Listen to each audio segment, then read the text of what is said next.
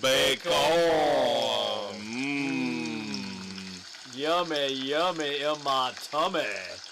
And your Uncle Dave and I were just discussing how many different types of bacon you can buy now. You can buy the already pre-cooked bacon. You can buy the easy cook bacon. Oh, the peppered bacon is delightful. Oh. You feeling good out there? Or did this nauseate you a little bit? We hope it didn't. Because believe me, your Uncle Dave and I have been exactly where you are right now. Saturday morning, rough night on Friday night. Get the aspirin popped, coffee brewing, you got the bacon, add the eggs. You'll feel better by the time this little jaunt down the pop culture road is finished. That is right. It is time for your Saturday morning hangover cure. It is Sports Frenzy 2.0 here. The weekend edition, baby. June the 21st, 2025, taping on Wednesday, June the 18th, of course. To my right is the conquistador, my brother from another mother, the man, the myth, the legend, Dave Height. And that, of course, is the maestro, Kevin Crane, the brilliant leader of this wonderful extravaganza. Yeah, I'm brilliant. After all the stuff I just told you between breaks about how people take advantage of me and treat me like absolute dog crap, yeah, I'm brilliant. But you people would never do that to me, right? I know your Uncle Dave wouldn't. But beyond that, all bets are off. Yeah. And when we get to our movie reviews, I will go more in depth on my mistrust of humanity and how it ties into a tremendous movie. There you go. But I believe we're going to start off, as always, with rock and roll. And your Uncle Dave, believe it or not, has a very special concert review where he went to a show with Mrs. C, and I was not involved, so the floor is his. Yes, this is going to be an epic review, and not in a good way.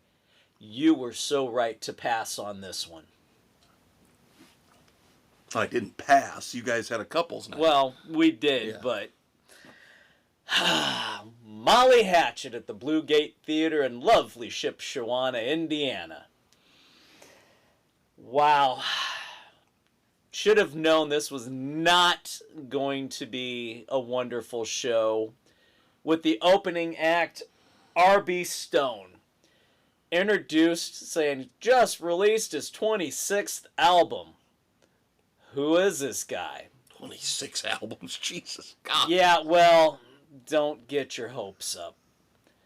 Comes out, kind of a bluesy type, singing about his 99 Econoline. Going around traveling. Every song he played sounded the same.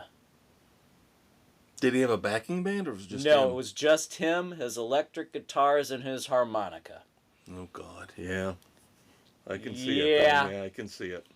He went into the second song, different lyrics, but pretty much the notes were the same cadence. You could hear the Econoline song in the next one. Supposed to play for half hour. Got going and couple times asked, where am I on time? I don't have a clock up here.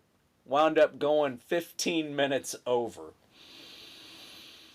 Two of his guitars that he played, because he had a couple of the cigar box guitars. One was a 4-string, which he said, oh, I got this, and string broke on it second time. I played it a few years back, and I haven't replaced it yet, and I've recorded a couple albums with it. Then he picks up and yeah, here's another one that's got a broken string. One of these days I'll have to replace it too. Not, oh, God. Yeah. Kind of painful. We're sitting there and go, oh, Lord, when is this over?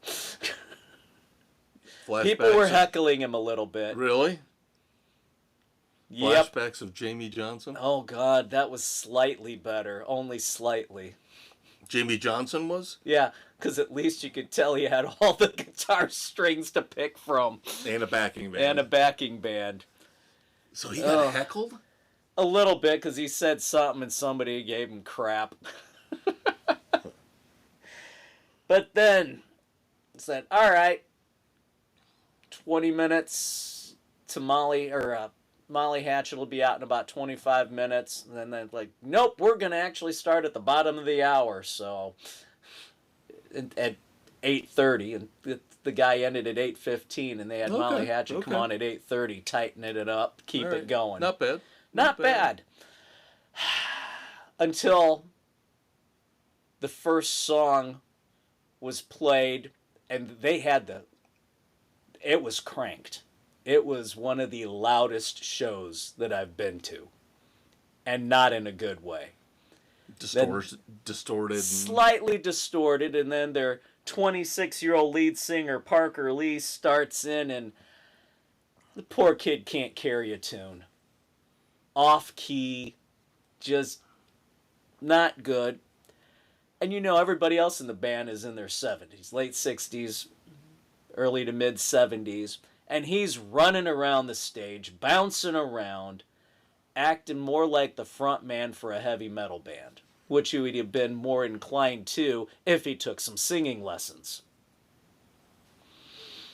Just a painful night throughout. And then drum solo was okay, but then you got Bobby Ingram doing his guitar solo.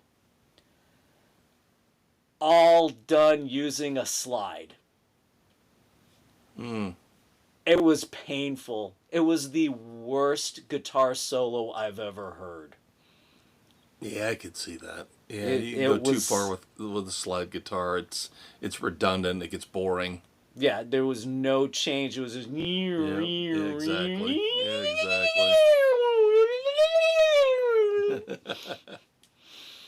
High-pitched. I warned you. I told you. Somebody I worked with a few years ago went and said that. You pretty much said the exact same thing. She said. Yeah. That they sound like they're trying to be more of a 80s hair metal band than they are trying to be a classic Southern rock band that they are. Or supposed to be. Yeah. No, we did suffer through to the end. Encore. Oh, we usually just play one more song, but tonight we're going to play two. I'm like, no. So we had to suffer through one more before they ended with Flirtin' with Disaster. Oh my God, it was so bad. They even botched Flirtin' with Disaster? They botched Flirtin' with Disaster. We bailed after the first first. Really? Yep. I would like to see the set list just to see how many songs they destroyed. It was a good number. I mean, I didn't even write the set list down. It wasn't worth the effort. Right. I will give it a half a frenzy just for the effort they put into coming out to try. Wow. Well, your wife texted me and said, I'm trying to figure out which one is worse, this one or the Bon Jovi show. Yeah.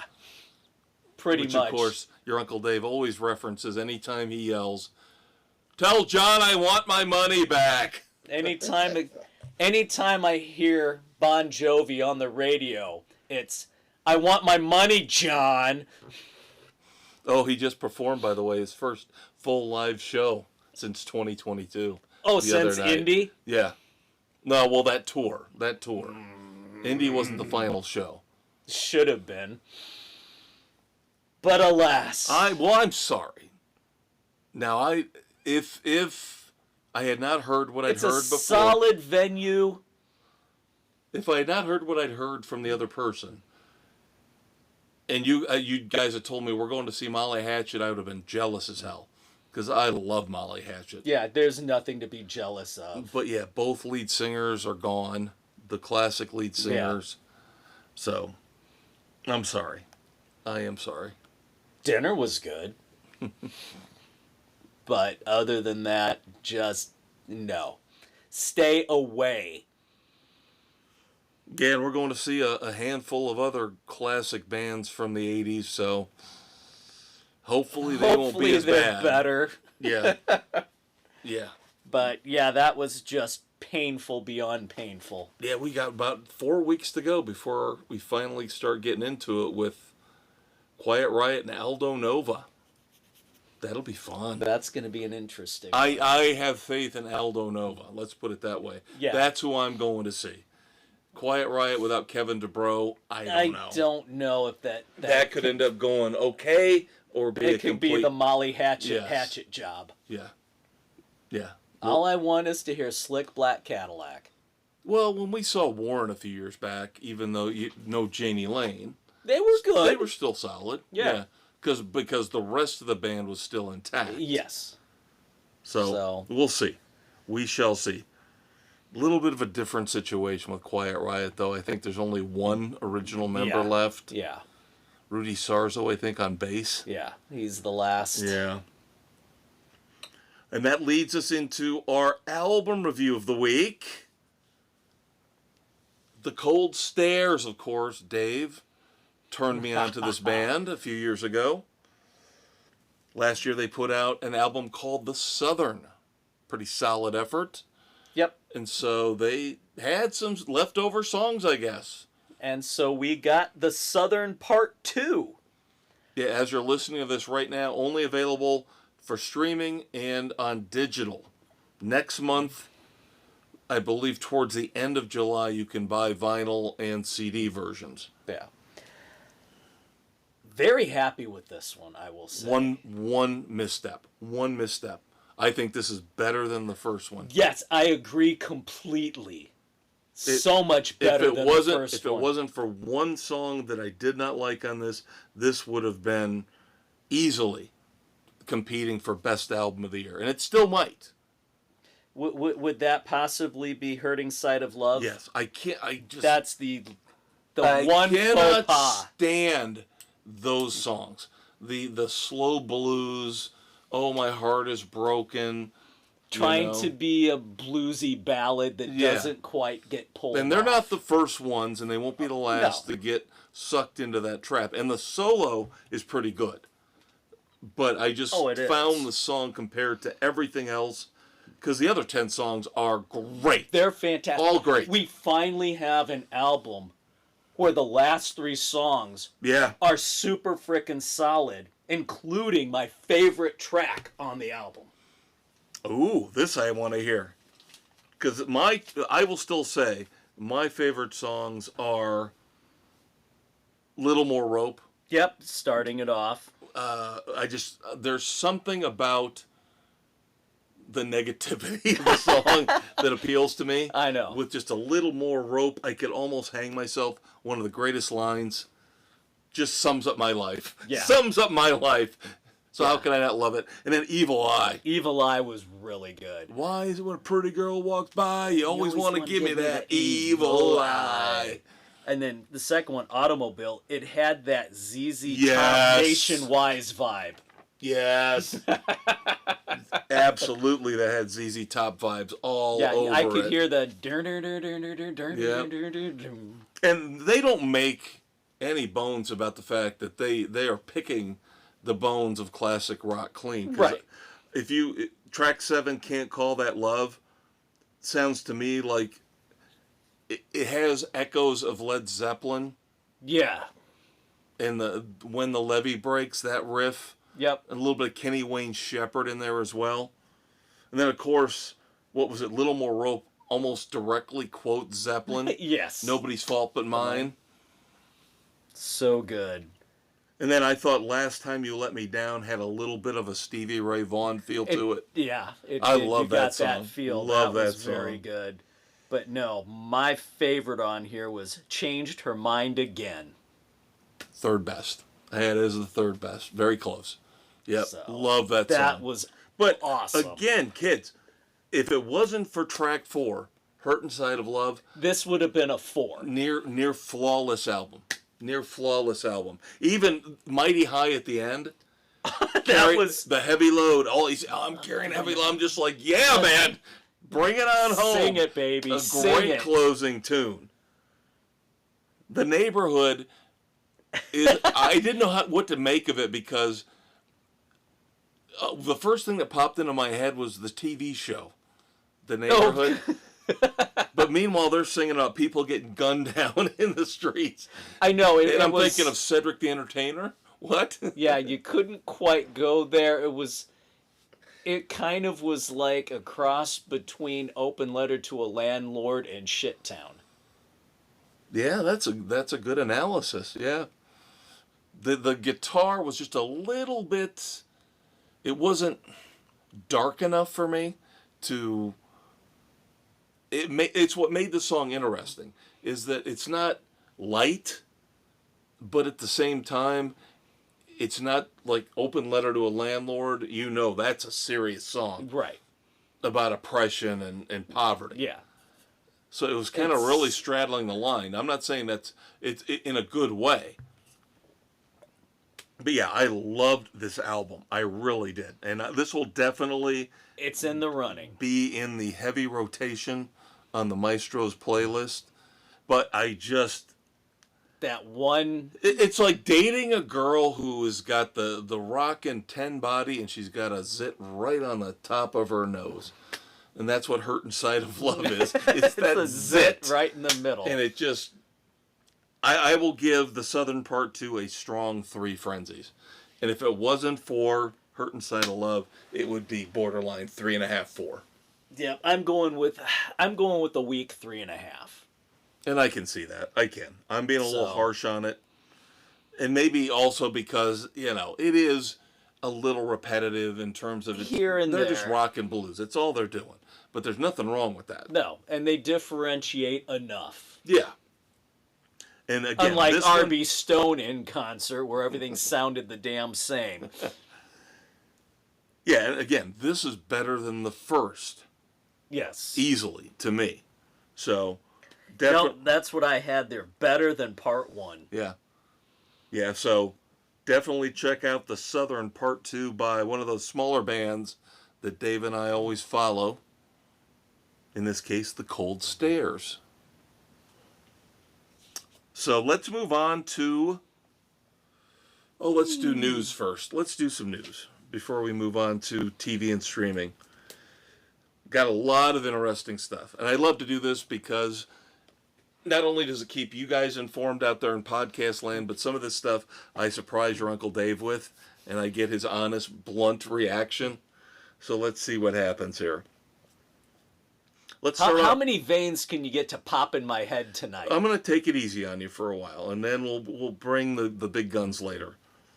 For the first time ever, streaming, 44.8% of overall audience numbers, tops both cable at 24.1% and broadcast TV at 20.1% combined in May for the first time ever. So streaming is definitely taking over, kids. That's because broadcast TV has shit shows. Nobody wants all these damn singing shows or reality TV. We're sheriff country. I love Marina Baccarin. I love her. Awesome. But to see her doing that fucking commercial. Oh my God. Sheriff Country takes place in the same area as Fire Country. Yeah. And I'm just like, oh, Marina, you deserve better than this. So much better than this. Do you realize how stupid this title is? The show might be fine. I don't know. I don't watch Fire Country. But do you understand how stupid Sheriff Country is? Her name is not Country. Dumb. That is the only way you could rationalize this title. Is if her name somehow was Country. Yeah, and just no. But I think this is one of those things where we're never going back. Streaming has taken over. It's done. Well, they can do so much more. Take the stories to the next level. Well, and like you said, even if people don't watch broadcast TV, they can still watch it on streaming. Right. So. But you're stuck with the fucking ads still. Yeah. Yeah, now the cost, of course, is getting so bad that even if you get rid of cable, you still end up paying just as much. Yeah, so there's no savings. Of course, they had that all along planned, kids. It was their plan all along. Now, this is one that Dave probably will not care about, but he can pass it along to his sons, who are comic book fanatics like me. DC has announced on HBO Max they will put out an animated series based on one of their fringe characters, Mr. Miracle. No boy. Mr. Miracle. Now, this could be good if they do it right. Now, it is animated again. But Mr. Miracle is like a magician, even though he's got a full-on superhero suit. And he can manipulate things based on luck. So, and James Gunn was all proud to announce this, so. Yeah, okay. Now, for me, personally, good news and bad news. I love Star Trek Strange New Worlds with our man Anson Mount. Love it. Season 3's, or what are we up to? 3, right? 3's coming up. Yeah, season 3 starts in July. This is where they confuse me. So season 3 starts in July. They're already filming season 4. Now they've announced that they will have a short 6-episode 5th and final season. So they're really jumping ahead here. But, so we know that Star Trek... they're getting it knocked out. Well, we know it's going to end. We know they got plenty of time to write it up. Yeah, do it justice. Right. Season 3, by the way, exact date debuts on Paramount Plus July the 17th. And if you're listening to this, of course you should be. You are on June the 21st. If you care, a Minecraft movie has debuted on HBO Max. Yeah, nobody really cares. Then why did it make over $400 fucking million? Because people are stupid. Well, yeah, we know that. Now, I shared the news on this with your Uncle Dave when it broke over the past week. We finally have the book for season 4 of Reacher. An intrepid social media observer, when they posted a picture of the set for the first scene, said, wait, that looks like a New York City subway. So does that mean they're going to do, and yes, it was confirmed a couple days later, Gone Tomorrow will be the basis for Reacher Season 4. Filming now, no date for release yet. Nope. And do not believe the rumors. The first part is correct, the second part is not. That Joe Biden visited the set within the last week or so, and because of his cognitive impairment, it slowed everything down, so it's going to delay everything by 3 months. Hey, Dave, do you remember Land of the Lost? I do. Marshall, Will, and Holly on a routine expedition. Netflix is bringing it back. God, as long as they don't destroy it like Will Ferrell did. And the sad thing about that is that was actually signed off on by Sid and Marty Krofft. That's sad. Yeah. How did they think that was any kind of a tribute to their original vision? Yeah, I would like to see this if they take it a little more seriously, with some more money pumped into it. To the original show, put a little bit of money into the costumes, some of the effects. Mm-hmm. You could have an absolutely brilliant show. All right, now we're getting into the stuff that I want to see what your reaction is. This used to be a series that we would go to for a brief period of time over a couple years. We used to have kids what we would call Sports Frenzy movie night out. Yes. And that was, what, about half a dozen movies maybe? Yeah. Spread over a couple years. We had the Harold and Kumars. Oh, who, Dave? Harold and Who? Kumar. Funny you should mention Harold and Kumar. Because there's a tie-in in the most recent episode of Poker Face. Is there? I haven't gotten there yet. Oh. Little bit behind still, but Foreshadowing teaser for you. Harold and Kumar number 4 is now officially in the works.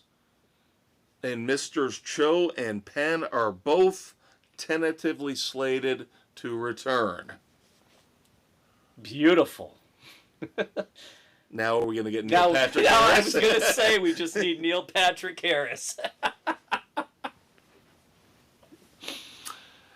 Now, in this final little bit of news is good and bad. We'll start with the bad. Now, there were rumors a month or two ago. Now, you guys have finally started watching True Detective. Yes. There were rumors, and you watched the excellent first season, of course. Of course. We still have to do season 3. Yeah, but the first season starred, of course, Woody Harrelson and McConaughey. Yeah. Brilliant. And, of course, he played Rusty Cole. Matthew McConaughey did. Yes. And there were rumors that Nick Pizzolatto, who, of course, is the head behind, used to be. Of course, he's been a little cranky about the fact that the power, the control of the franchise has kind of been taken away from him, even though he's still cashing the checks as an executive producer. He was the one who really put it together that first season. Yeah, this was his brainchild. Yeah. And then he worked on the first couple after that, and then the last one with Jodie Foster was really somebody else's idea. Yeah. So when rumors were circulating that he was working again with Matthew McConaughey, it was, they're going to go revisit Woody and Matthew McConaughey as the same detectives from season 1, and that's going to be season 5. And no. But almost as interesting, it has now been confirmed that Nick Pizzolatto is working with Matthew McConaughey on a big screen version of Mike Hammer. Oh, baby. Yeah. That could be very, very good. They are both into it. They are both signed on. Big budget. Nice. We're talking a major motion picture. Excellent. This is not a direct-to-streaming thing. Good. So, good. I'm just... Bring Hammer back. Boy, I am just a little hesitant in terms of McConaughey playing Hammer, though. And he's a great actor. He's one of my favorite actors. If anybody could pull it off, he could, but Stacy Keach was so good. Stacy Keach was brilliant. Stacy Keach was so good as Mike Hammer. The trench coat, the hat. Yeah. The slightly unknotted tie. Yeah, with his life habits. Mike Hammer's the full disheveled look. Yeah, I used to expect somebody a little bigger, a little heavier, like Spillane himself. Yeah. To play Hammer. So we'll see. Yeah. We shall see how this goes. And then, of course, we do have our weekly roundup of the trailers out there. And I did force Dave to watch the latest Naked Gun trailer. This oven is really hard to clean. It's so dirty. Oh, God. This is doing great homage to the originals. Yes, there are a couple moments in the new trailer. Please take a chair. So, I am a little bit more encouraged now after seeing the new trailer. Yeah. Yes. And then we have, I know this interests you about 0%, but I did watch the new trailer for Deliver Me From Nowhere, which is the guy from The Bear on FX, Jeremy Allen White, playing Bruce Springsteen as he records Nebraska. I was hoping for a little bit more than what I got from the trailer. And it's obvious. I admire actors or actresses who, when they take on these roles, they sing. They go all in and sing you can themselves. tell this is all spliced in. It's all Springsteen. Jeremy Allen White is not singing. It's Springsteen. Well, so, there you go. And beyond that, even, it just doesn't impress me that much. And of course, it's going to end up turning out to be a glorification of, oh, the Messiah, Bruce Springsteen is brilliant. No, he's got you all buffaloed. Yep. And they have released the final full trailer for Squid Game 3, which I watched too. I told you it was that it was going to be a. It's one full. It's a 2-part season. Yeah, it's one full season split into 2 parts. Yeah, which is why I decided to wait. Which in a few minutes will apply to my movie reviews. And then, of course, I didn't force you to watch this. I didn't suggest it, but you should. The trailer for It's Always Sunny in Philadelphia, season 17. Because the one part of it that you would enjoy is seeing Frank, Danny DeVito, on The Golden Bachelor.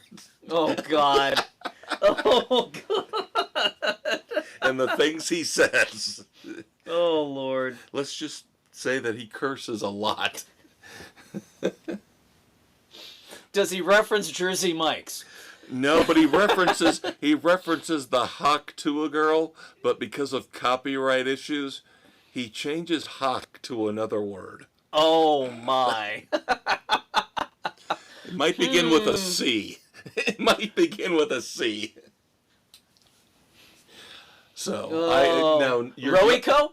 Your youngest, Nick, was talking about watching this. Yep, he's thinking about starting it. You guys, when it comes on next month, we should watch this.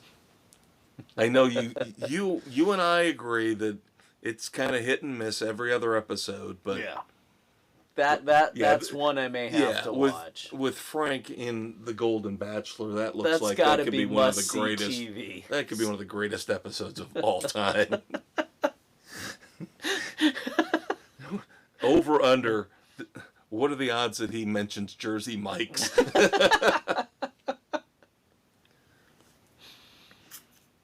All right, so let's move on to TV and streaming. We've got our 4 shows, and I have watched at least one episode of each of them. So I have watched the first episode of Resident Alien, Season 4. Here's the thing. I have a lot. Now I'm going to start getting into this, because I got a lot of opinions now about a lot of what we're going to talk about for the rest of the podcast. See, now was I wrong in the feel of it? The thing with Resident Alien is I don't care. Its heart's in the right place, yet it's raunchy. It's it's almost the perfect mix of everything. You know, it's raunchy, it's wrong. Tudyk is so awesome, yet, you know, you care about the characters. The mayor's wife is still hot as all hell. Well, yeah. Especially when she's in that workout gear, punching the dummy. Yeah, that looks like her husband. Yeah. Is that supposed to look like me? Yeah, don't worry about it. Yeah. Again, I'm only one episode in. I think there's 3 out now. Or at least by the time you guys are listening to this. Yeah, there will be 3 out. I did see the second one, and oh my God, it was so damn funny. Tudyk is in form. Yeah. He's at the top form in the second one. Yeah. And you and I have been watching this since the beginning, and I think we agree for the most part that the second season was the one that kind of just... Yeah, and they had to bring it back in season 3 and get it back to the vibe and the feeling that it had in season 1. Yeah. There was just something wrong with season 2. Yeah, it went almost too touchy-feely, and you tried to get Harry more serious, and that's not that character. Right. Is that pizza? That's Harry. I think I will take a chance. I think it's worth it. So, yes, so far so good on season 4 of Resident Alien. We already mentioned that Dave's a little bit ahead of me on Poker Face. I'm halfway through episode 5 now. So that is my goal for the weekend, is to get caught up on that. And of course now I know there's a Harold Kumar teaser, so I can't wait for that. But I've liked everything so far. Very solid, very dependable as always. Yep. I know you haven't started yet, but I'm halfway through Tires, season 2. Still very good. Just a different feel for the show, I think, because they knew they were going to have a double long season. They went from 6 in season 1 to 12 episodes in season 2. Oh, wow. So they have a little more time to expand on the characters in season 2. A little more development. And a lot of guest stars. I mean, it's getting like Poker Face, believe it or not. Really? Where there have been 3 or 4 big name stars already in this, and they've got recurring roles. Oh, cool. At least 2 of them. 2 of them? Nice. Yeah. I will say there is a danger of this becoming touchy-feely, though, believe it or not. Even with Shane Gillis in it. Wow. Yeah. They're trying to go there. Yeah. Everything does. Well, like I said, I'm halfway through, so we'll see how the second half of season 2 goes. But here's where I want to go off. And here's where all my week's frustrations will come out on this one show, Duster. Have you watched episode 5 yet? I have. The most recent, well, there'll be another one as you kids are listening to this. Yeah, you're listening to this now on Saturday. Episode 6 is out. They can't help themselves. They have to go down the PC road. I am tired of this because they are ruining what potentially could be one of the greatest shows of the last 10 years. But every time they start just going down with a really good, twisty-turny crime drama series. You get a great thing going. This story was fantastic until you get to the sub. Say it. The lesbians. The lesbians. The lesbian subplot. The lesbians. We've got to stop everything. Bring for everything lesbians to a screeching halt for the lesbians and ruin a relationship in another way. So we had, in the first 2 episodes, everybody screaming and yelling about how in the early 70s every white man was a racist. And of course now at the end of episode 5 they've pretty much confirmed that the lead racist is even worse than just being a racist. Yes. But now we have to go through this bullshit where we have to stop everything and go, well, if you want me to do this for you, or you want to get back in the good graces with my dad, you're going to have to help me break up the heterosexual wedding with my lesbian lover. Like, come on! Do you people sit in a room and literally think about, how can we screw things up today? Yeah, that's a really good story you got up there on the storyboard. But where are the lesbians? Where's the racism? Where is the patriarchy talk? Where's the white supremacy? You got to fit all that in, otherwise we're not going to put it on the air. We got 3 episodes left. And I'm telling you, I'm torn on this one. I was really into this after the initial, stammering start with the racism crap. The first half of this 5th episode is great. What did you feel about the one before? The Looney Tunes beginning. That was awesome. Wasn't that the best ever? Brilliant. The animated start? The animated start was absolutely brilliant. That might be my favorite moment so far of the season, just because it came so far out of left field. It was so brilliant and so well done. And the timing of that era, Yeah. yeah, it was phenomenal. That was that 4 or 3? I can't remember. It was one of the two, either episode 3 or episode 4, with the Wile E. Coyote Roadrunner. No, that was this most recent one. No, it wasn't 5. No, No, it was not 5.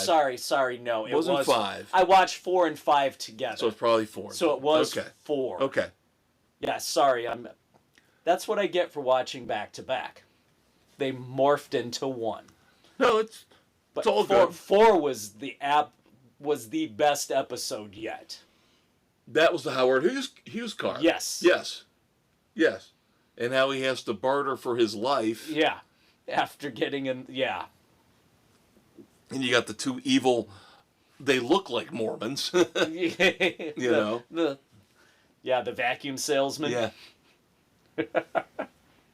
See, that's the stuff that I loved. That episode, It had the best. Yes. Beginning to end, the best. Him and his arch Absolutely. nemesis come to an agreement. And he's still got to, figure out a way, weasel his way back shit, into now I got to figure something else out. Yeah. I got to figure this out. Because he has part of the charm of Duster is Josh Holloway's character has got to keep making these deals with this person or the FBI agent he's working with or that person in order to keep trying to advance his cause to get the hell out from under all this crap and find out who killed his brother. He just wants a life. He's doing okay. He's not doing bad. He looks at a woman and she's immediately dropping her panties. Literally. He's doing okay. Yeah, he's doing all right. I was halfway expecting the daughter of the crime boss. Well, if I can't have the lesbian bride, then yeah, let's go. All right. Any books this week? No books. That will lead us into. Now, didn't you say you had a movie review this week? No, I did not have a movie this week. I had hoped to, but things did not work out. You were going to catch up on a movie, right? Yeah, I don't remember one that I'd what watched it was. in the past. Yeah. Oh, Predator, Killer of Killers. Yes. That's the one. You were going to... Okay. Yeah, I did not get to it this weekend. This last weekend, as you kids are listening to this, was Lost. And you had the Molly With Hatchet that crappy show and, movie or the crappy concert and other stuff going on. So, now we move into what I've been teasing since Wednesday night on the Sports Edition. The end of my life. Now, some people would say that it probably ended when Eddie Van Halen died, because I realized at that moment in time that I would not get another Van Halen album ever in my life. And I thought, what's the point of going on? What's the point of continuing if I don't get another Van Halen album? But then I said, wait a minute. There's more out there. I still have Mission Impossible. Or do I now?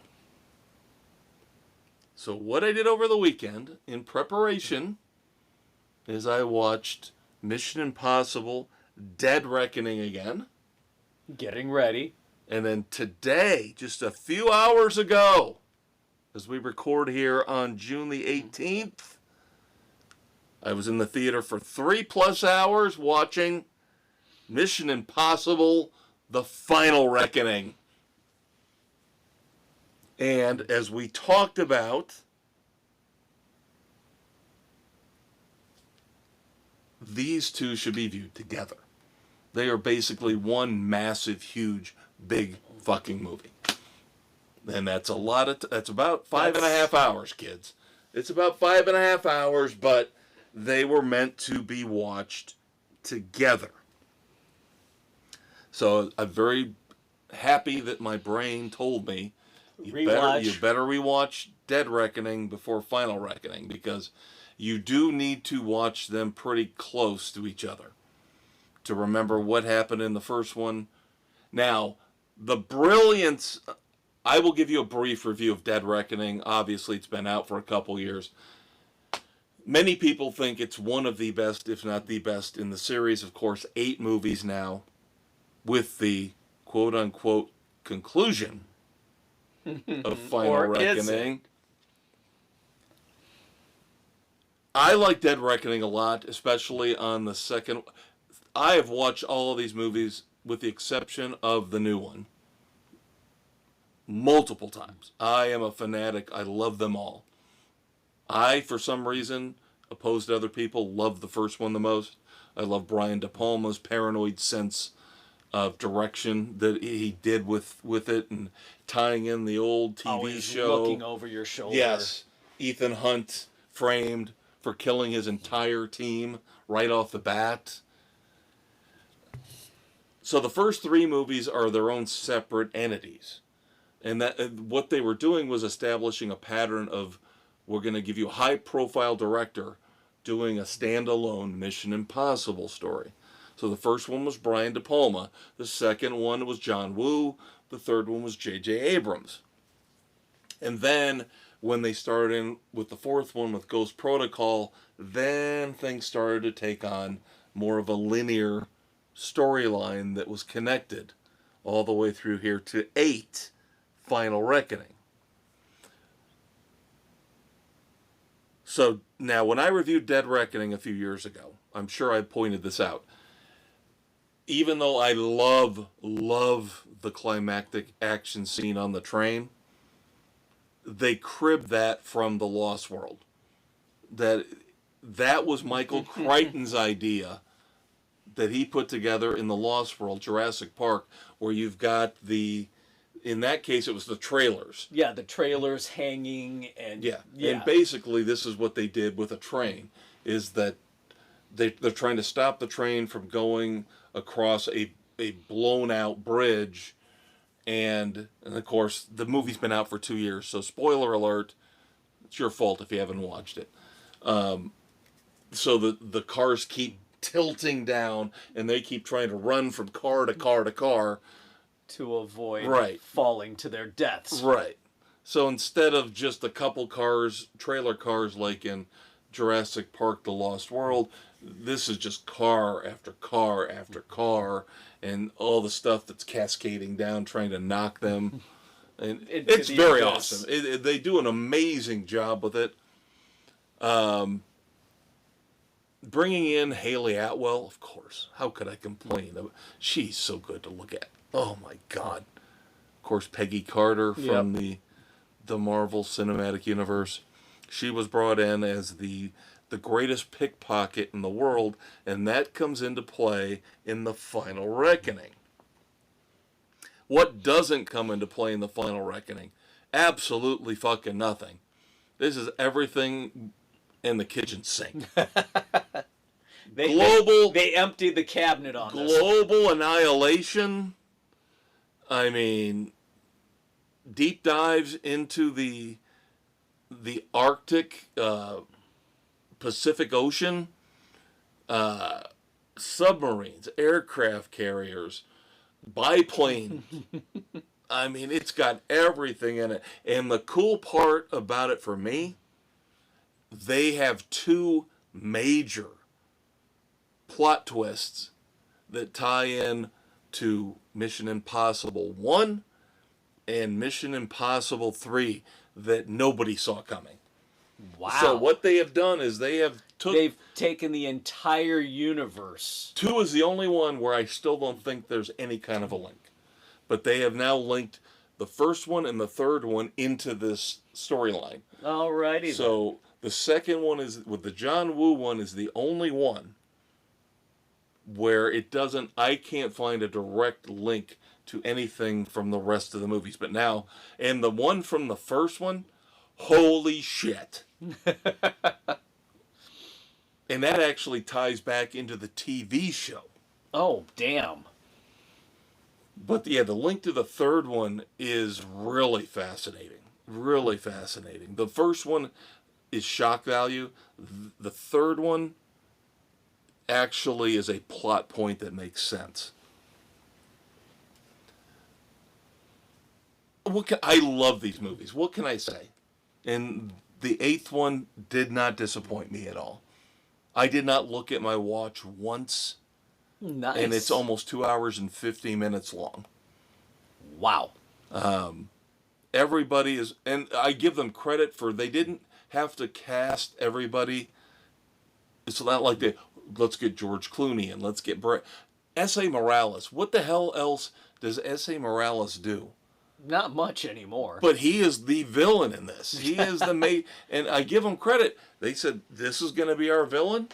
He's staying all the way through to the end. Maybe. And they kept Simon Pegg in all the way through from, the fourth Ghost Protocol all the way through. And, of course, Ving Rhames has been in from beginning to end, all the way through from the first to now the eighth. And at the end, the team is a little different, but still makes sense.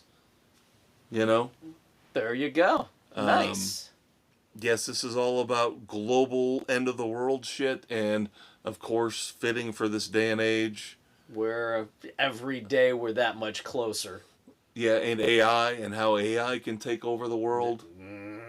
So in a way, this is kind of Tom Cruise's Skynet, where he has to figure out a way to disable it. Yeah. Before it's going to launch missiles from every country against the other. And we know his true personal feelings on AI. He is adamantly opposed, as reports came out from working through the storyline of Top Gun Maverick, or Top Gun 3. Mm-hmm. It was proposed to AI Val Kilmer back in as Iceman, and Cruise went on a tirade saying absolutely not. He let everybody have it with both barrels, that you are not going to do that. Well, of course, I'm not trying to be a skeptic, but reports are that he does all these stunts on his own. And for the most part, it looks like he does. Because some of them are not flattering. Let's put it this way. You've seen the previews. He's hanging onto the biplane. You've seen it. Yeah. Many shots with the wind resistance of his face doing that whole... It's pulling and pushing his face to make him look like a doofus. So I fully believe he's fully invested. He's doing as many of the stunts himself as he can. Right. And then that takes me back to Dead Reckoning, where he has that incredible motorcycle jump, where he has got to find a way to get on the train at the end of the movie, and circumstances have made it so their timing is off, and he can't get on what he was supposed to. So he has to basically take a motorcycle to the highest point and jump off the peak, let the motorcycle crash, and let loose with the parachute, and figure out a way to land on the plane. And there are a couple things in the Final Reckoning that I need to watch again. Now, there's one part I will call absolute bullshit on, and I will not spoil anything for anybody. But if you watch it, there is one part where I go, no way in hell does he survive. No way in holy hell. You got that in everything. Then there are other parts where I thought I noticed, little details that they were off on, where, they say he doesn't have this item, then all of a sudden he does. Things like that. Yeah, the continuity issues. Now, I might have missed those. Maybe there's something that I missed. Yeah, and I felt bad, by the way. Very respectful crowd, as opposed to when I saw Final Destination Bloodlines, those group of asshats. Yeah, that ruined the experience. No, these people were all into it. There was even a couple young parents with a kid there. They were into it the whole movie. The whole movie. Kid was respectful. Everybody respectful. Nice. But there was an old couple in front of me. Probably they were in their 70s.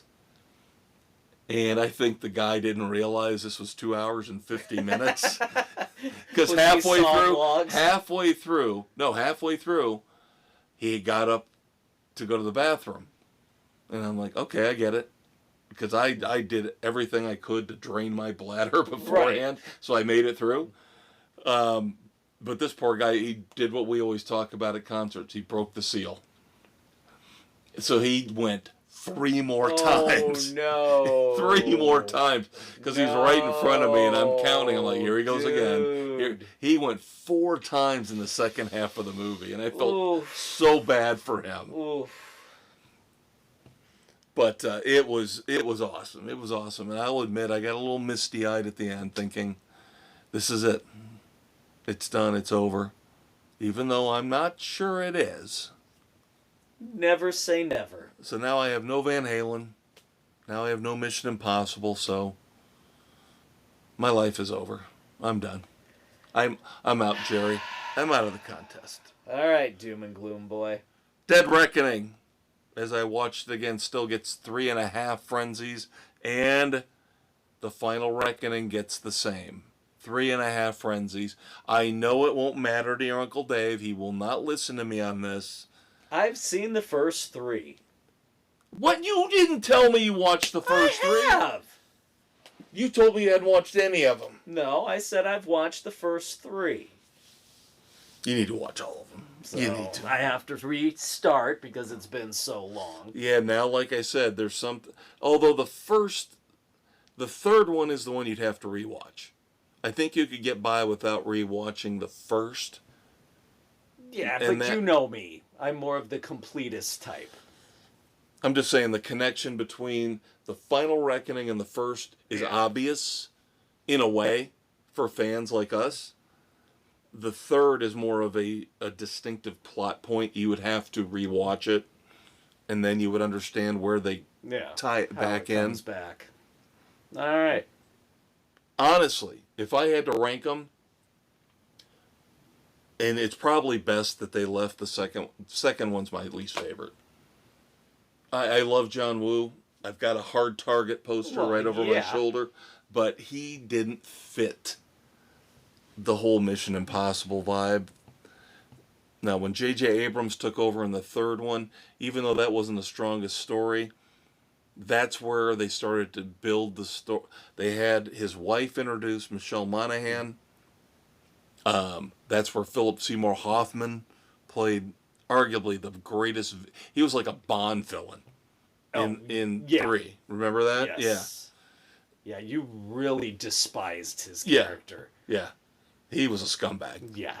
But yeah, then with Ghost Protocol, the fourth one is when they really start to build towards the end, and everything starts to connect in terms of the team members, in terms of the goals, the government getting involved and what they want the IMF to do. Yeah. Sorry, You're geeking out again. I am gonna geek out.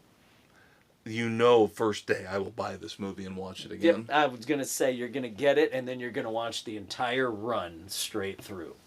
Yeah, I will. No, I need to watch 3 as soon as possible to refresh my memory about that connection. There you go. But yeah, both Dead Reckoning and Final Reckoning get 3.5 frenzies. I will still say the first one is criminally underrated, though, for the sheer paranoia that Brian De Palma brought to it. As he does so well. Yeah. And they do allude to that a lot in this. Not just with the one little connection, but they do tend to show a lot of flashbacks to previous episodes to explain things. And episodes, movies, whatever. And you're reminded of the trauma that he went through in the first one. I think they show Emilio Estevez getting impaled 5 times. Oh, God. How many times do you really need to see that? But they just need to keep reminding him, you lost your entire team. You're a failure. Why do you think you can save the world this time around again? Dum, bum, bum. I'm sorry, I just love it, though. I love them all. I love them all so much. Then why don't you marry him? Okay, Pee-wee. We did Pee-wee a couple weeks ago, okay? I know, that's why I had to do that. Actually, there's two connections to the first one. I just remembered. Sorry. Both characters. All right. I'm done. I swear to God, I'm done. Until I rewatch it on Blu-ray and then I can review it again. It's story time. Or until your Uncle Dave actually watches the rest of them and we can discuss them. There we go. All right. No moments of silence this week. Again, sports this week we didn't have any. World of entertainment, don't really have any. Nothing of real consequence, so... Uh-oh. Does that mean... Is it time? To pivot. It's time to pivot here on Spotify, Good Pods, Pocket Casts, Apple, Overcast, CastBox, Amazon, Audible, and iHeart Sports Frenzy, baby. And now on to UB2B. Yep, and don't forget that I am working on Instagram. I'm not committing to Instagram yet. Yet. I did some tweaking on YouTube, so hopefully the UB2B will be better, and it'll be easier for you guys to find us. But now, which of our idiotic contestants will win the golden boot up the ass is our Red Foreman dumbass of the week. Week. All right, we got 5 nominees this week for the pop culture Red Foreman dumbass of the week. And then, of course, we will have last call. And I have sworn this week I will have some fun with last call. I will not be Mr. Negative Nancy like I normally am. But right now I will be. Let's start off with the man I hate more than life itself. We already talked about LeBron in the sports episode. Here's what I was thinking. You know what we have not brought up in months? The plane of doom. We have not. It's been moldering in the hangar. I just want to make sure of one thing. Can we put Mark Ruffalo on the plane of doom, please? I thought we had already. If we have, that's fine. I just want to verify. I want to look at the manifest. I want to look at the logs. We have to really, really pour through the manifest again. Because he is my first nominee. I think we have to redo some seating arrangements. Yes, probably. That's maybe what I was thinking. Because I can't stand this guy. What have I been saying lately when I get to the point where I get so mad? I want Thunderdome. Yeah. I want them in Thunderdome. 2 men enter, 1 man leaves. Yeah, like I'm not going into Thunderdome with Dave Bautista, but Mark Ruffalo, I could take him. I want to go in with him. Of course, we know about what happened this past weekend with these stupid ass protests while LA was burning but of course we had to have the Hollywood elites stick their noses in, and that would include one Mark Ruffalo. You want to protest, fine. I think protesters are pussies. I do. You're all a bunch of pussies. You stand there blocking traffic, inconveniencing the rest of us who actually, well, not me, but have jobs and have to go to work and have to go pick up their kids. And you got to sit out there with your stupid ass signs and go, no kings, no kings, no kings. Here's an idea. Educate yourself on the issues. Run for office. Unseat the people you hate. Very simple. Bingo. Very simple. But no, Mark Ruffalo, the Hulk, shows up at one of these No Kings protests looking like a moron, wearing, I will break this down in a second. Just let me get through all the details. He's wearing a hat, a blue hat with gold script on it that says immigrant. That's all it says. Immigrant. Right? And then somebody sticks a microphone in his face and says, they ask him, what are we doing here? What's the purpose, Mark? And he goes on his little libtard rant White billionaires are the problem, not immigrants. 3 things. I'm just going to point out 3 things. Number 1, Mark Ruffalo was born in Kenosha, Wisconsin. Don't get any more white bread than that. So for him to be wearing a hat that said immigrant on it, dumbass. Number 2, Mark Ruffalo might not be a white billionaire. But he's a white millionaire. Net worth estimated upwards of $90 million. Okay. Whatever, Mark. Then finally, I did my research on Mr. Ruffalo. High school graduate. That's it. There you go. No college education that I could find. So this idiot is who you're going to follow with his stupid immigrant sign, his hat. He's from Kenosha, Wisconsin, where they, travel around in the dells with the ducks? You know, those amphibious vehicles? And he's saying white billionaires are the problem when he could buy or sell all of us. Next up, nepotism. I hate nepotism. Can't stand nepotism. And this is going to hit home for you because this involves authors. Okay, there's a movie coming out called Abraham's Boys. It is based on a short story by one Joe Hill.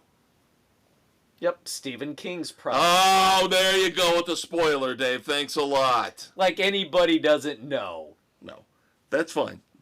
That's actually an essential part of what makes this a dumbass thing. So this movie's coming out. There's the poster out there. Creepy poster. Actually, very cool poster. With this woman, porcelain skin, and you see the puncture marks about vampires, right? Yeah. Up at the very top, we see a little blurb. You know, they like to do blurbs with critics. Mm-hmm. Critics say great things about... What's Daddy say? Yeah. A terrific fright fest from Stephen King. Yeah. So you had to get Daddy to put a blurb on the poster for your movie, huh, Joe? Oh, my. That's pathetic. That's pathetic. That's pretty bad. Daddy likes his son's movie. Ugh. Shocking. Shocking. Said nobody. Next up, and I'm not kidding about this, we're going to talk about a film trailer research firm named Dio. Yes, of course, it's a blasphemy to the great Ronnie James Dio. This film trailer research firm says they have come to the conclusion, based on one trailer, and this, of course, is overseas, that young male audiences want softer men and stronger women in their movies. The traditional action movie should not be produced anymore because young men don't want that anymore. Bullshit! They have not met my kids. That's the first thing I thought. That's the first thing I thought. Yeah, they haven't met Connor and Nick. No. No, but this is, again, something you and I are passionate about in how this society... Stop the stupidity. Stop driving your own fucking views down everybody's throat. Well, and stop emasculating young men. Stop trying to say what everyone wants. You don't know. And stop telling the young men in our society they're worthless. Because that's what you do with this kind of crap. Yeah. Stupid shit.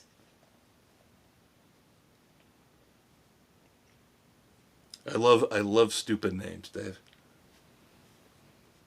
Going around on the internet recently, viral, I think the kids call it, viral post. A woman posted a an invitation she got to a baby shower, asking, of course, please come to the shower. You know, here's where we're registered and all that good stuff. For the impending birth of our daughter, Chernobyl Hope. Oh, Lord have mercy. Wow.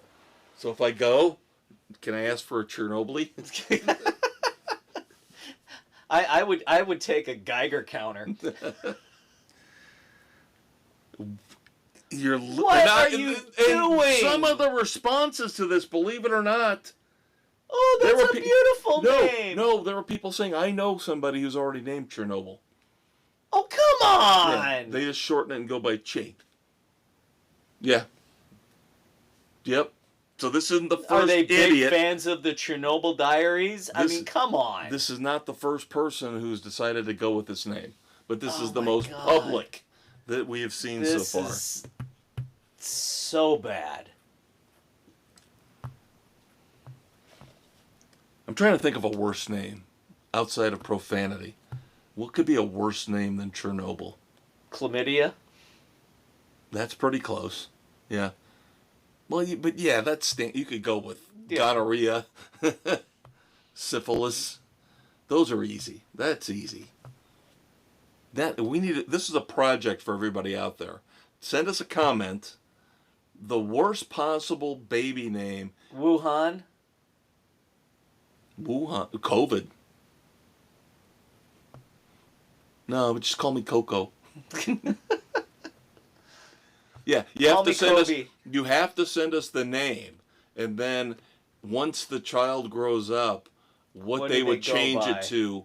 Yeah, within reason. They can't completely change the name, but how could they shorten it or make it a nickname that that people wouldn't give them crap for? That's your project, kids. Oh man. And then finally, just to show I am an equal opportunity hater, let's call out our president. Because I would think he'd have better things to do. Well, I guess this is on his sons. Because technically he can't be involved in this, but yet he is. This past week, the Trump boys announced, yes, if you want a new cellular phone plan, you can sign up for Trump Mobile. And if you got the money, you can get the special T1 phone, which is a completely gold smartphone. Yeah, but they're touting the affordable smartphone made in the USA, $499. $499 for their smartphone. There's one smartphone currently made in America, and I believe it retails for around $15.99. Yeah. This is what I'm saying. This is the hypocrisy that Donald Trump can fall into. He can make himself look like an ass, just like the rest of them. Just like the rest of them. Yeah, it's just bad. So your nominees, to recap, are Mark Ruffalo, Joe Hill, this Dio study, the baby named Chernobyl Hope, and the launch of Trump Mobile. I gotta go with the Dio study because it sums up everything that's wrong. I hate Mark Ruffalo. I gotta go with him. I just can't stand the guy. I just literally want to punch him in the face. I do. I just literally want to punch him in the face for how stupid he is. There we go. And it doesn't matter. The top two. Again, I don't care what your political views are. Don't be an idiot. All right, last call. I do not have one for the entertainment folk. So, wrap things up here. Let's have some fun. Let's look at the 3 instances of, let's call it the good, the bad, and the ugly of tourism. Here to wrap up the weekend edition. If you guys have not heard these stories, you're going to love these stories. These are great. I don't know if there's a good in here. Maybe There's it's just no bad and good. ugly. First one is probably the worst. A tourist in Italy visiting a museum with his significant other. I believe it was a man and a woman. The video's kind of grainy. This is how stupid people are all across the world. They go into this museum and there is this jewel-encrusted chair, what they call a Swarovski chair. Yeah. It's called a Van Gogh. It's not diamond-encrusted, but these are crystals. But it's a work of art. It is literally a work of art. It is very, very expensive. It's fragile. And security video catches these two idiots. The one filming as the other rather large person sits on this chair and the chair collapses into pieces. Yeah, go figure. What do the tourists do? They hightail it out. They have not been caught. They have not been found. Pathetic, pathetic people.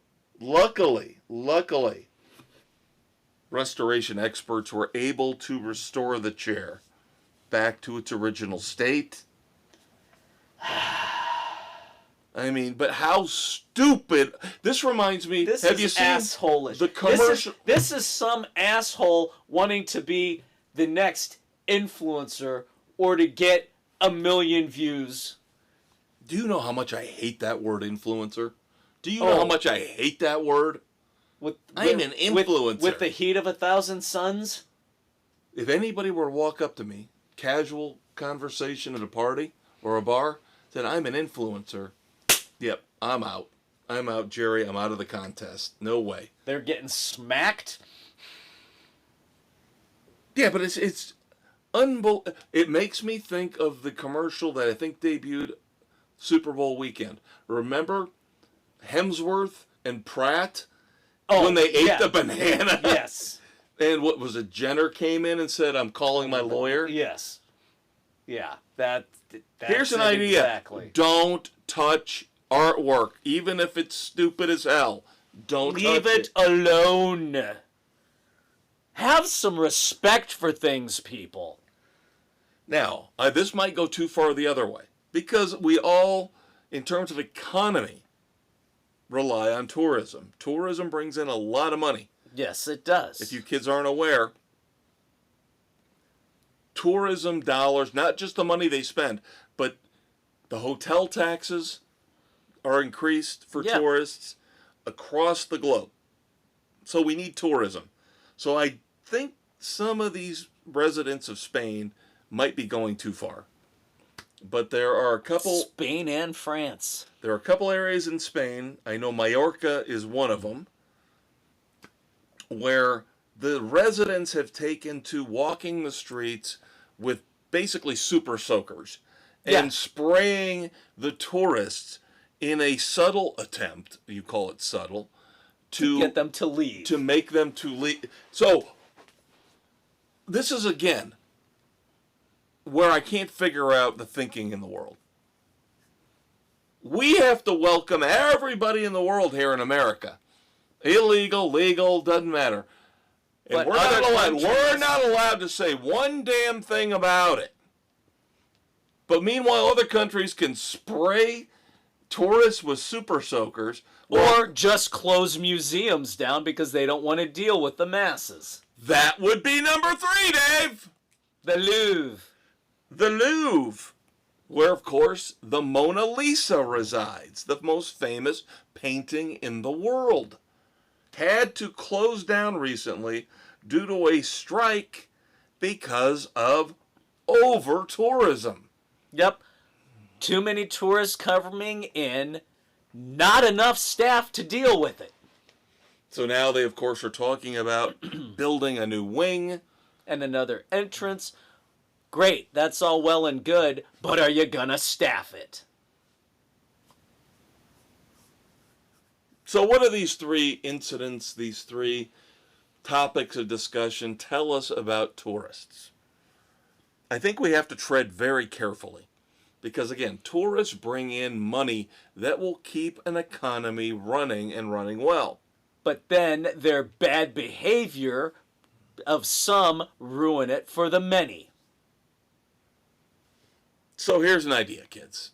If you want to travel, I'm not a big traveler. Dave travels more than I do, but not a ton. But, oh, by the way, he won't be here next week because he's traveling. That's right. So you're stuck with me. Be respectful. Be kind. Be polite. Tip well. Yeah, don't act like an entitled asshole. But at the same time, the people who live in these communities need to remember that these people are helping to feed your children, clothe your children, pay your rent, pay your mortgage. Yes, give the tourists the benefit of the doubt until they act badly and deserve your ire. And then, like I said, think about the hypocrisy of here in America, how we welcome everybody across the border, illegal, legal, with open arms, and other countries are stopping the tourists. Hate them, despise them with a passion. Just think about it. So that's my last call for this week. Hope you enjoyed the weekend edition. Dave and I are ungodly tired, so we are going to shut this puppy down now. And of course, he won't be here next week, so you're going to be stuck with me. Not quite sure yet what I'm going to be reviewing, but I will have reviews, TV and streaming, movies, music.